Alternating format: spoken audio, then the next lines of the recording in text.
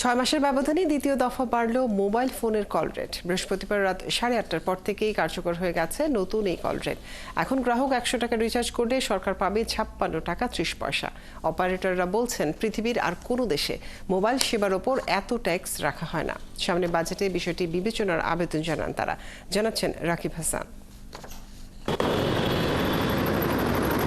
2024-25 অর্থ বছরের বাজেটে সবচেয়ে আলোচিত বিষয় ছিল মোবাইল সেবায় অস্বাভাবিক কর আরোপ। তখন এই সেবায় সম্পূরক শুল্ক 15% থেকে বাড়িয়ে 20% করা হয়। ফলে একজন গ্রাহক 100 টাকা রিচার্জ করলে সরকারের কাছে চলে যেত 54 টাকা। মাত্র 6 মাসের মাথায় আবারও বাড়ল মোবাইল কল ও ডাটা ব্যবহারের খরচ। এবার আরও 3% সম্পূরক শুল্ক আরোপ করল এনবিআর। এক্ষেত্রে 100 টাকা রিচার্জ করলে সম্পূরক শুল্ক, ভ্যাট ও সারচার্জ কেটে নেওয়া হবে 29 টাকা 80 পয়সা।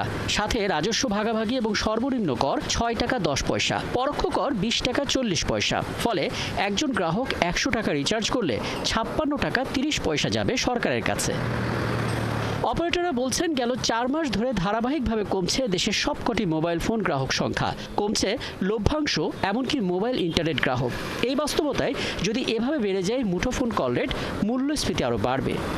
এই ধরনের একটা জিনিস আমরা মনে করি যে সরকার বিবেচনা করবে নেক্সট বাজেটে এসে, যাতে এটা কমানো যায়। না হয় আমরা দেখবো যে আমরা যে ডিজিটাইজেশনের কথা বলছি, আমরা যে উন্নত ইন্টারনেট ব্যবস্থার কথা বলছি, আমাদের ভবিষ্যতে আমরা যেটা অ্যাচিভ করতে চাই সেটা আমরা কখনোই সেটা অ্যাচিভ করতে পারবো না। টেলিকম খাত বিশ্লেষকরা বলছেন, এই সিদ্ধান্ত সামগ্রিক অর্থনীতির ওপর প্রভাব ফেলতে পারে। এমনিতেই আমরা একটা ভঙ্গুর অর্থনীতির মধ্যে দিয়ে আগাচ্ছি।